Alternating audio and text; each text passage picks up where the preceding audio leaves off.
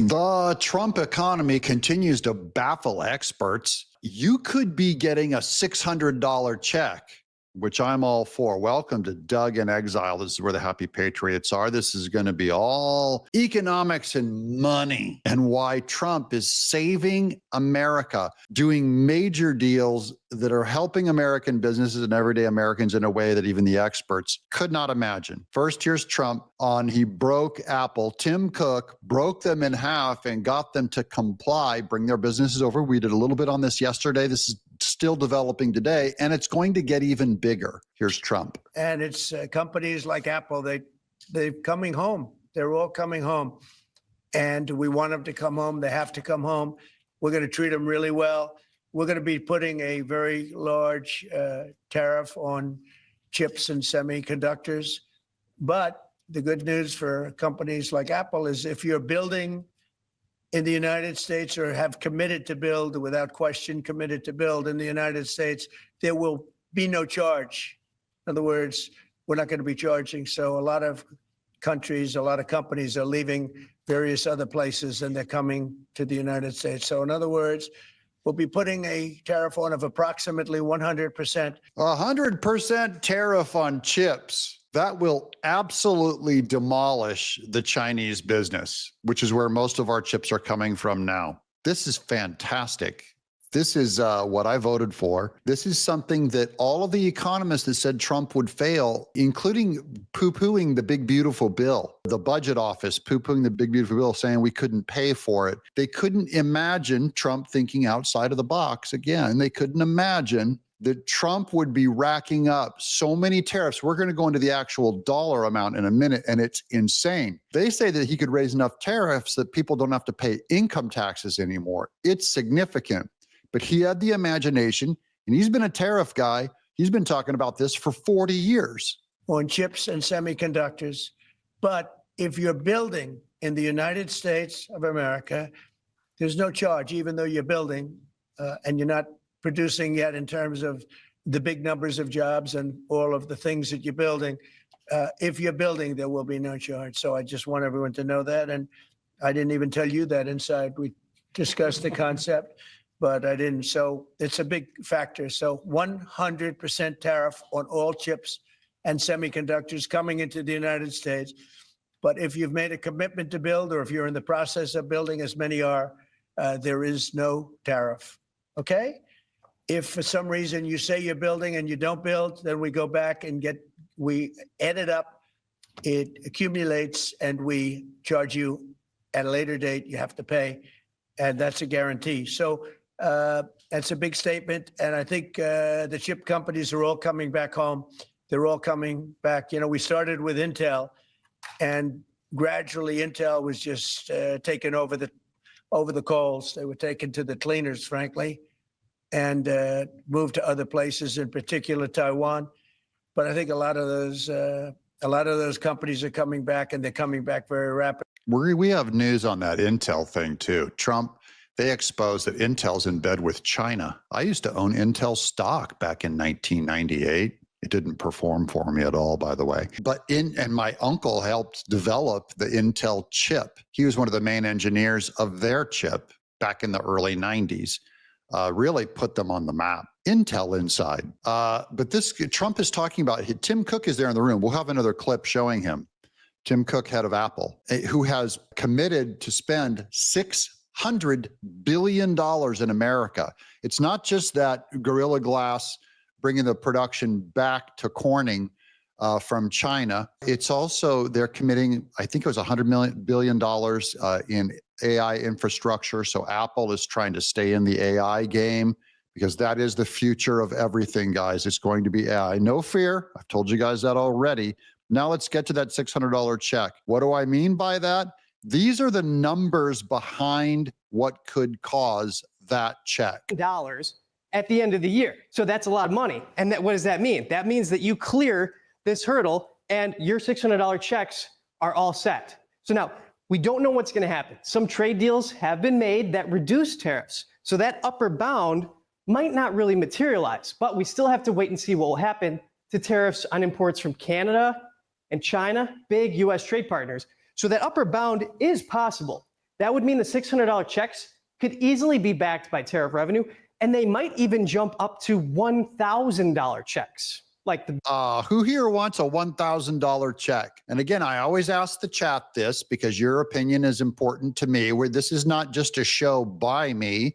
It includes you and the community as you talk. I read your stuff and it influences the news that I bring. Last time that we asked for a vote, what do you want Trump to do with the money that we bring in with tariffs? We can pay down the debt or we can pay out a check. And I'm saying pay out a check because I want Republicans to continue winning for 2026 and 2028. And yes, it may be buying votes. I'm all for it. I want to destroy the Democrats to save the Republic, and the Democrats are a greater threat than our debt. And that's another thing where the CBO, all the economic experts did not understand how much tariffs are going to bring money into America that they did not foresee. So, and that will eventually be able to pay down the debt. Okay. I'm just saying you don't do it now where you start going into this austerity project and strangulating everyone by paying down that debt. You do it later.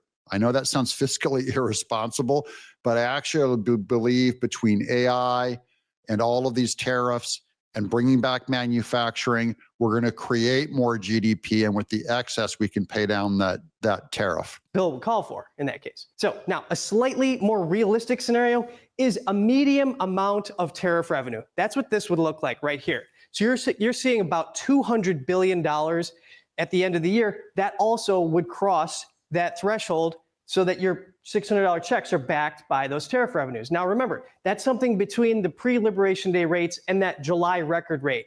So in that case, again, 200 million, you're past that threshold. And now it could be possible to completely back those $600 checks with that amount.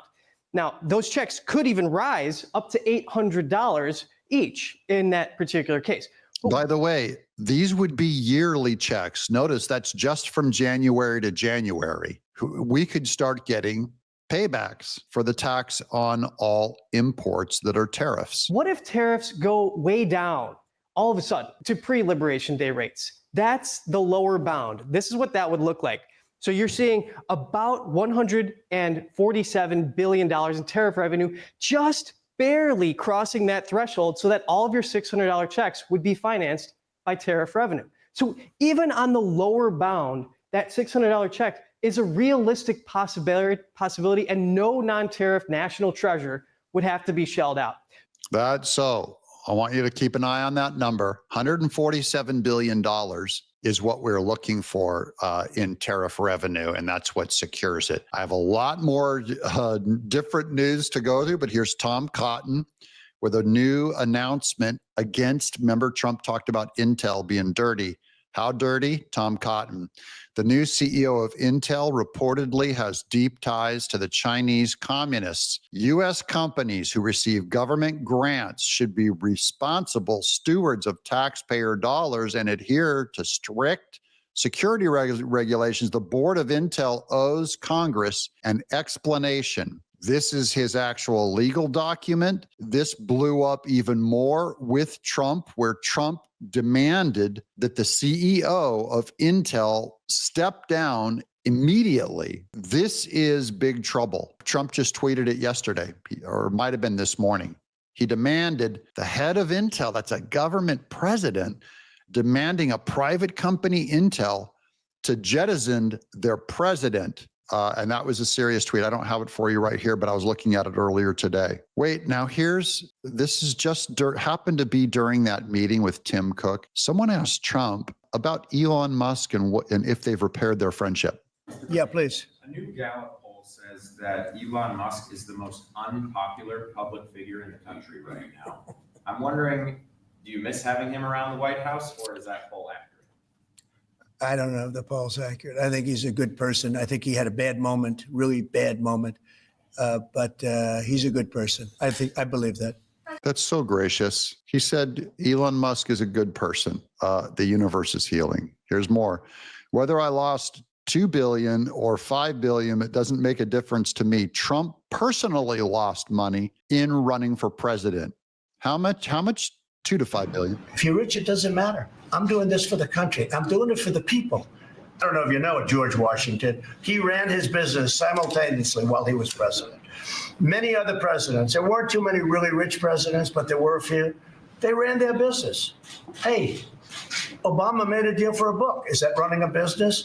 I'm sure he didn't even discuss it while he was president. He has a deal with Netflix. When did they start talking about that? That's only, a couple of examples. Our show covered it before anyone else did, that Netflix deal. But other presidents, if you look, other presidents were wealthy, not huge wealth. George Washington was actually considered a very, very rich man at the time. But they ran their businesses. George Washington, they say, had 2 desks. He had a presidential desk and a business desk. I don't think you people with this phony emoluments clause, and by the way, I would say that it's cost me anywhere from $2 to $5 billion to be president. And that's okay. Between what I lose and what I could have made, I would have made a fortune. If I just ran my business, I was doing it really well.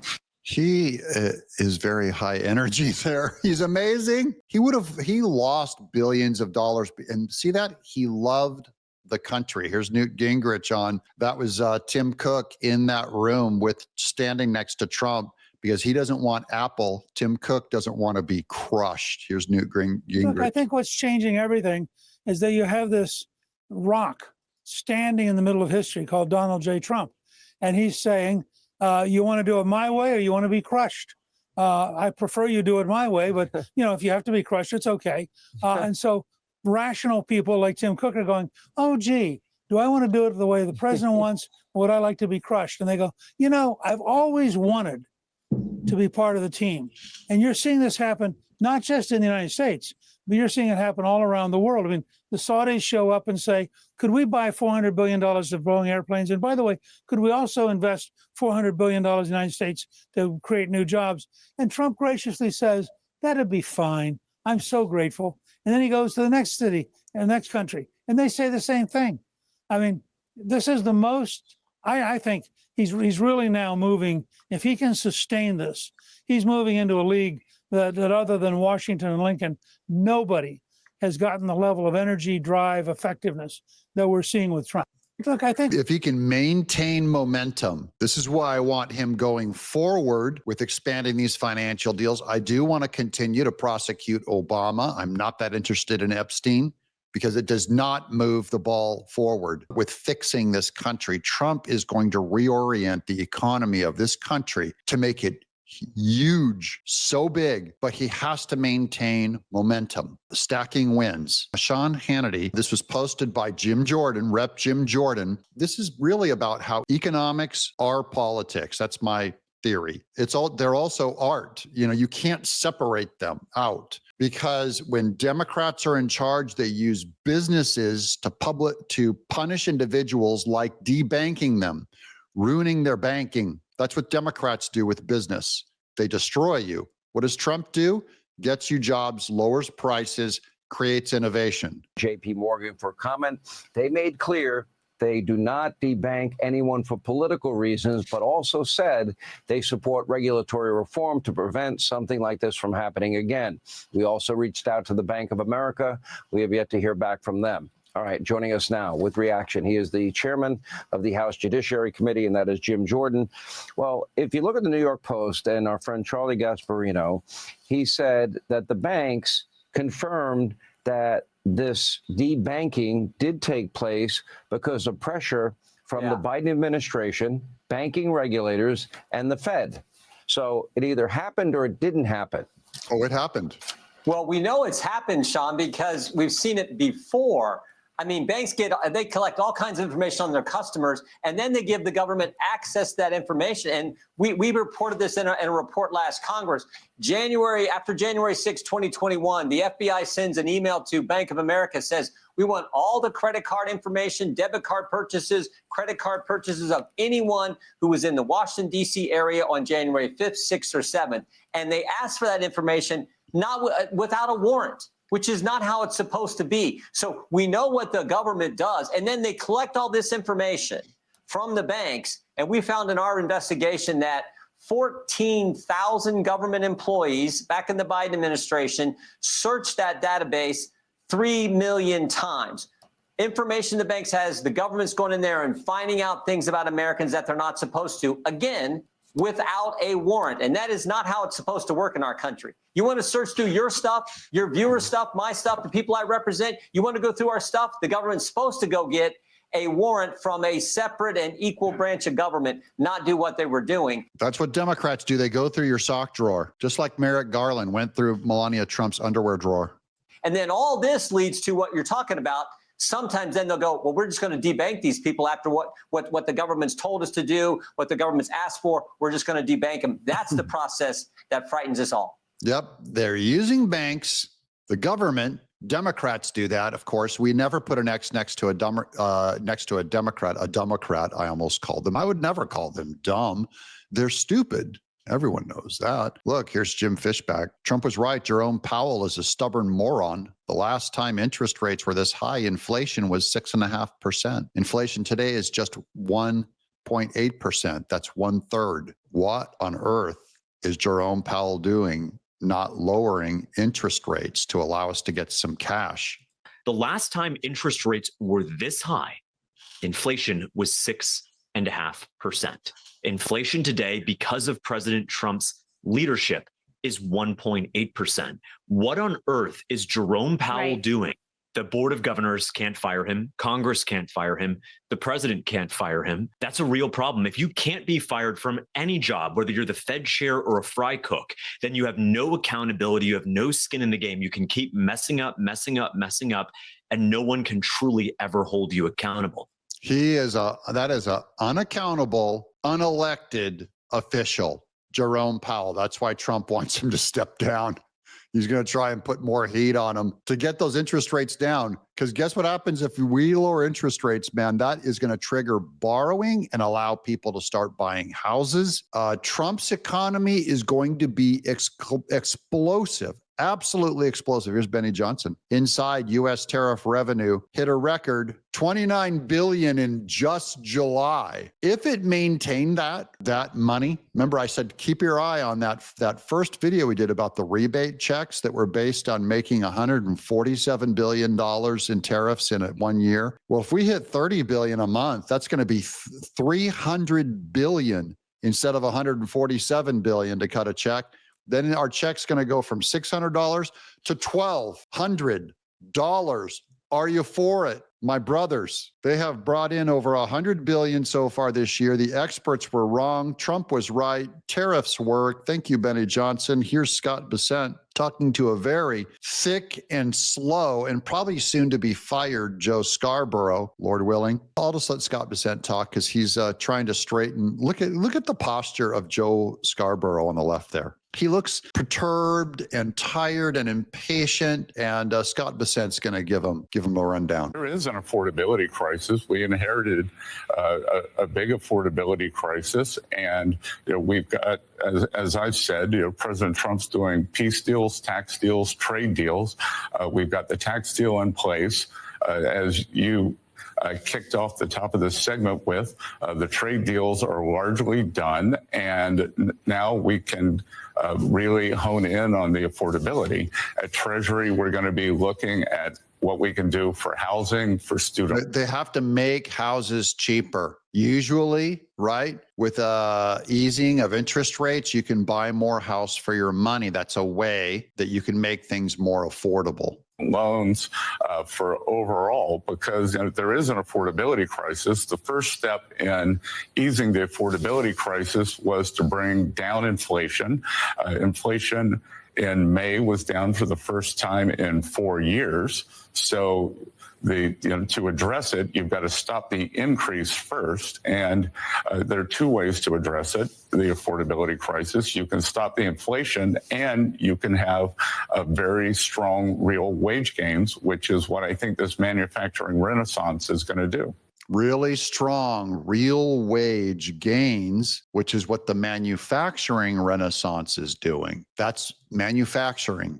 Apple bringing $600 billion here, building our trucks here, the AI innovation. This is going to be huge if as Newt Gingrich said, Trump can maintain his momentum. And I believe he can because we don't know of a party that can stop him. Here's Laura Ingraham. Tim Cook isn't stupid. If Apple backs out now, Trump will crush them. And who wants to be crushed? This is about Trump using his New York businessman strong arming tactics to get liberal Democrats like Tim Cook, who is on board. Remember, Tim Cook, I covered about a year ago during the Trump campaign when he was first running. And there was this meeting of Tim Cook in Europe where he leaned over to Trump and said, can you do something to get Europe off my back? They're trying to shut down Apple. They're going to shut down all of the apps on our phones, saying because they're trying to force them to pay these giant fines that fund England. They didn't have enough money. So they started inventing fines on Apple. And he leans over to Trump, goes, can you do something about it? And Trump goes like, yeah, if I win, I'll do something about it. And Tim Cook ended up giving some money to Trump. The Apple news is great. But I'm always, I'm always a skeptic a little bit because we've heard this before. Back in 2021, Apple told Biden it was going to add 20,000 jobs over 5 years in the U.S., including 3,000 in North Carolina. But that campus and those 3,000 jobs have been put on pause. Charlie, are they serious? Well, they better be. I mean, listen, Biden is not Donald Trump. Expect the ass you-know-what of the century if they don't come through with this. I mean, this is just the way this president has worked. I've been covering him for years. If you lie to his face, which this would be, it would be the entire Trump administrative state coming down on you. And one of his big hammers is tariffs. I mean, I'm not crazy about massive tariffs on everybody. I but know. The strategic use of tariffs. Charlie, I have to say right now, I love tariffs. I think I love them more than Trump. But go ahead. Yeah. Go ahead. Let's talk in a year or 6 months. Okay. That's what the traditional guys are all saying. I quoted David Bahnsen yesterday and Commentary Magazine and the National Review editor. This is traditional fiscal conservative thinking. They say, well, talk to us next year when we see what tariffs have done. They're still hoping the tariffs do some damage to us to prove Trump wrong. And Laura Ingraham is going full tariff. Yes, I'll mark the tape, Sam. Go ahead. The strategic use of tariffs obviously is working. And he's getting certain deals done. And this is a great deal. And Apple could turn around and not do this. I think they would be idiots. Tim Cook is not an idiot. He's going to go through with this because Trump will just hammer him if he doesn't. And again, the administrative state will be all over him. Remember, if you invest in the U.S., you're getting relief from some of these tariffs. That's part of this deal, right? Isn't this like 100% tariffs on semiconductors and all this stuff? But if you're Apple and you do business in the U.S. and you do a deal like this, you get relief. So this is really good stuff, and it's Donald Trump literally at his best. He's great. He's at his best. Good deal. Final quote, David Sachs at the All In podcast. I love this guy on just the sheer size of the EU deal that no one could anticipate. This is going to affect your retirement, 401ks, the stability of Social Security, the stability of promises made to you financially. This is going to be huge. It makes all boats rise. And the deal is so good that what I'm seeing from European sources on X, European publications, just commenters, is that they were like outraged. They felt like they got taken to the cleaners here. Good. Remember the media reported that we got taken to the cleaners by Europe, and it was a big nothing. That's what all those conservative fiscal guys said.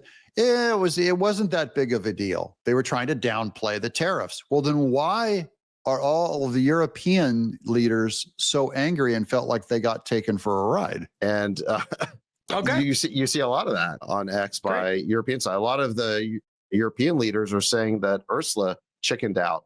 So, all those stupid taco memes are going away now because people are realizing that Trump's willingness to raise tariffs on these countries as a threat to renegotiate better trade deals is working. It's working extraordinarily well. Just this EU deal, one way to think about it is you add it all up, it's about $2 trillion.